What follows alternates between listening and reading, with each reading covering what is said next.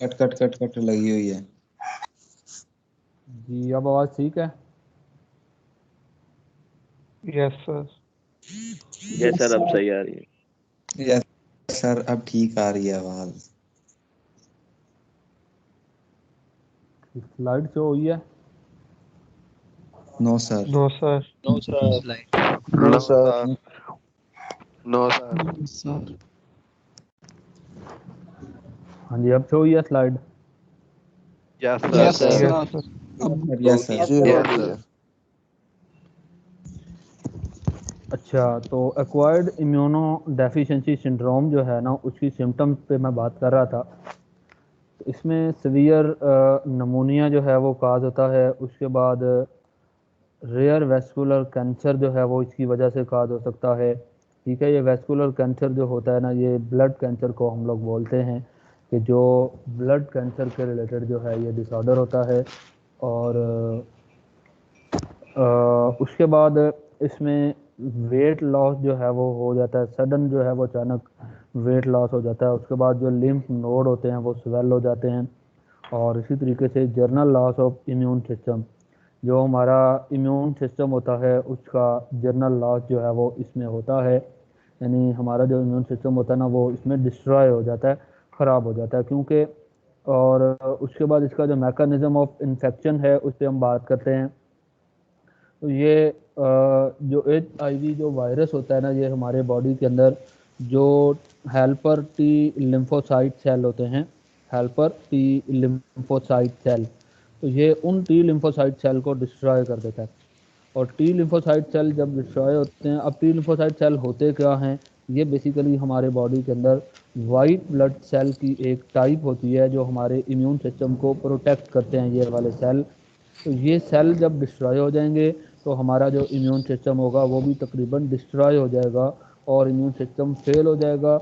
जब हमारा immune system fail हो जाएगा तो फिर हमें कोई भी डिजीज़ जो होती है वो अटैक कर सकती है। ठीक है, तो उसके बाद इसकी वजह से हमारा जो सेंट्रल नर्वस सिस्टम होता है वो भी इसकी वजह से इन्फेक्ट हो सकता है। उसके बाद जो है वो एक्वायर्ड इम्यूनोडेफिशिएंसी सिंड्रोम के मोड ऑफ ट्रांसमिशन क्या हो सकते हैं? सेक्सुअल कांटेक्ट की वजह से, ब्लड ट्रांसफ्यूजन की वजह से, और उसके बाद जो ड्यूरिंग बर्थ या ब्रेस्ट फीडिंग जो होती है उसकी वजह से भी ये ट्रांसमिट हो सकता है। कॉमन सिरिंजेस जो हम इस्तेमाल करते हैं, जो कि कंटेमिनेटेड सर्जिकल इंस्ट्रूमेंट्स होते हैं, जो स्टेरिलाइज नहीं हुए होते, सही तरीके से स्टेरिलाइजेशन उनकी हम लोग नहीं करते, तो वो जो डिवाइसेस होती हैं वो भी हमारे ये एड्स की स्प्रेड का बायस बन सकते हैं। हेल्थ केयर वर्कर जो होते हैं वो भी अगर प्रोटेक्शन यूज़ नहीं करेंगे तो उनको भी ये प्रॉब्लम फेस करना पड़ सकता है। उसके बाद इसका कोई इलाज नहीं है, वैक्सीन जो है वो इसकी अवेलेबल नहीं है फ़िलहाल। बहुत सी वैक्सीन जो हैं वो अभी तक अंडर ट्रायल हैं और उनकी ट्रायल जो है वो चल रहा है। उसके बाद ओनली सलूशन इसका जो है वो प्रिवेंशन है, कि ऐसी चीज़ों से जो है वो बचा जाए जो डिजीज जो होती हैं वो काज होती हैं। क्वेश्चन जो है ना वो एंड पे कीजिएगा।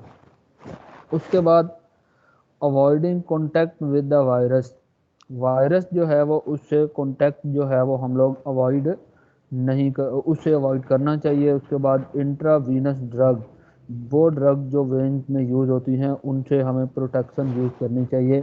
और स्टीराइल सिरिंजेस, यानी जो जरासीम से पाक सिरिंजेस होती हैं और सर्जिकल इंस्ट्रूमेंट होते हैं, उनको हम लोग जो है वो यूज़ कर सकते हैं। उसके बाद हम लोग बात करते हैं लाइफ साइकिल ऑफ HIV की।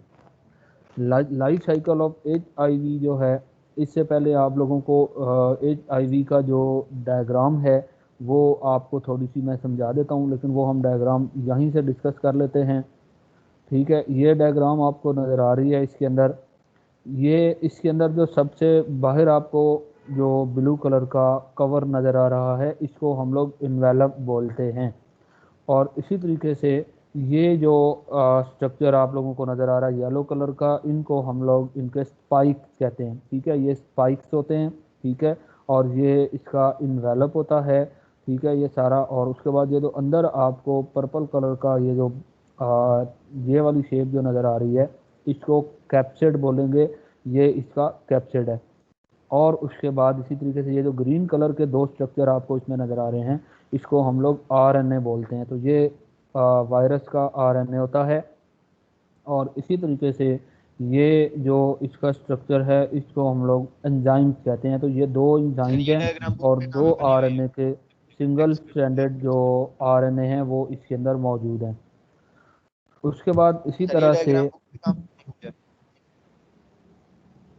क्या कह रहे हैं सर? मैंने कहा ये डायग्राम बुक पे कहाँ पे बनी हुई है? बुक में एड्स वाला टॉपिक है, उसके नीचे ये डायग्राम बनी हुई है। अब इसी तरीके से ये वायरस सिर्फ टी सेल के ऊपर ही क्यों अटैक करता है, उसकी वजह सिर्फ ये होती है क्वेश्चन लेक्चर के बाद पूछिएगा जी सर। क्वेश्चन लेक्चर के बाद पूछने हैं ना? जी जी ओके सर। टी सेल जो होते हैं उसके ऊपर ये रिसेप्टर साइट्स लगी हुई होती हैं। तो ये जो रिसेप्टर साइट्स इसके ऊपर लगी हुई होती हैं, इसके ऊपर आकर ये वायरस जो होता है वो अटैच होता है। ठीक है, इस वजह से ये टी सेल के ऊपर ये अटैक करता है, क्योंकि टी सेल के ऊपर जो इस वायरस के रिसेप्टर साइट होती है, तो जिस सेल के ऊपर वायरस की रिसेप्टर साइट होती है, सिर्फ वायरस उसी के ऊपर जो है वो अटैक करता है। ठीक है, उसके बाद जो है वो वायरस जब सेल के ऊपर अटैक करता है, ठीक है, ये डायग्राम हमारी बुक में बनी हुई है, हम इसी से डिस्कस करेंगे इसको। तो ये जो रिसेप्टर साइट जो है जो होती है वो जैसे कि मैंने आपको पहले वाली डायग्राम में शो की है, इस रिसेप्टर साइट को CD4 रिसेप्टर साइट कहते हैं। इसको क्लस्टर ऑफ डिफरेंशिएशन भी कहा जाता है। तो यहाँ पे ये वायरस आके अटैक करता है और ये अपना कैप्सिड जो होता है वो ब्रेक करके अपना जो आरएनए है वो इसको इसमें इंसर्ट कर देता है। जैसा कि मैंने आपको पहले बताया है कि ये जो वायरस होता है ये आरएनए वायरस होता है। तो ये आरएनए जो वायरस है ये इसके अंदर आ जाता है, और जैसे ही आरएनए वायरस इसमें आता है, ये वाले एंजाइम जो होते हैं ये भी इसके साथ यहाँ पे आ जाते हैं। और ये जो एंजाइम्स होते हैं, इन एंजाइम्स को रिवर्स ट्रांसक्रिप्टेज कहते हैं। ठीक है, रिवर्स ट्रांसक्रिप्टेज एंजाइम एक प्रोसेस करते हैं, उसे हम कहते हैं रिवर्स ट्रांसक्रिप्शन। यानी रिवर्स ट्रांसक्रिप्शन जो है ये एक प्रोसेस होता है। तो ये वाला जो प्रोसेस है ये वो करते हैं। उसके बाद इसी तरीके से रिवर्स ट्रांसक्रिप्शन जो होती है उसमें क्या होता है, जो डीएनए से एक होती है ट्रांसक्रिप्शन, उसमें डीएनए से आरएनए बनता है। रिवर्स ट्रांसक्रिप्शन में आरएनए से डीएनए बनता है, यानी आरएनए से डीएनए जो बनता है उसको हम लोग रिवर्स ट्रांसक्रिप्शन कहते हैं। और इसमें ये वायरल आरएनए है। वायरल आरएनए जो होता है वो पहले आरएनए और डीएनए हाइब्रिड बनाता है, यानी ये एक स्ट्रैंड डीएनए का एक आरएनए का, उसके बाद फिर दोनों स्ट्रैंड जो होते हैं वो डीएनए के इसमें बन जाते हैं। उसके बाद इसी तरीके से जो डीएनए जो बना हुआ होता है, अब ये वायरल डीएनए है। ये viral DNA T lymphocyte cell के न्यूक्लियस में चला जाता है, और न्यूक्लियस में जब वो जाता है तो वो उसके डीएनए का पार्ट बन जाता है। इस केस में हम लोग इसको प्रोवायरस कहते हैं। यानी जब वायरस का डीएनए टी सेल के डीएनए के साथ अटैच हो जाएगा, उसका पार्ट बन जाएगा, तो उसको प्रोवायरस कहेंगे। जैसे हम लोगों ने फेज वायरस को प्रोफेज कहा था, तो यहाँ इसको प्रोवायरस कहा जाएगा। अब क्या करेगा, ये वाला डीएनए जो होगा ये आरएनए बनाएगा।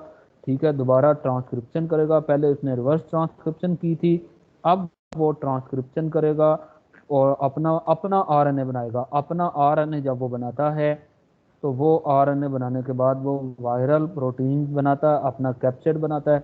उस कैप्सिड के अंदर ये अपने जो डीएनए होते हैं वो उसको पैक कर लेता है। उसकी पैकिंग करने के बाद जो है वो अपना इन्वेलप बनाता है, और इन्वेलप जो होता है वो जनरेट होना जब होता है सेल मेम्ब्रेन से, टी सेल की सेल मेम्ब्रेन से, और उसके बाद वो वहाँ से रिलीज हो जाता है। और रिलीज होने के बाद वो नए टी लिम्फोसाइट सेल के ऊपर जाके अटैक करता है। तो इस तरह से ये हमारे बॉडी के अंदर बहुत से जो टी लिम्फोसाइट सेल होते हैं, उन टी लिम्फोसाइट सेल को जो है वो डिस्ट्रॉय कर देते हैं। ठीक है, तो अब अगर किसी का कोई क्वेश्चन है तो वो पूछ सकता है। सर होमोसेक्सुअल कौन होता है? होमोसेक्सुअल सेम जेंडर को बोलते हैं। ठीक है sir. Excuse me sir, AIDS का अभी तक कोई इलाज नहीं हुआ, पता चला। नहीं यार, इसका कोई इलाज फिलहाल नहीं। सर ये मेल में वायरस होता है की फीमेल में होता है? Okay sir, cut cut. Sir ये रेट्रो वायरस की एक डेफिनेशन लिखवा दें खुद।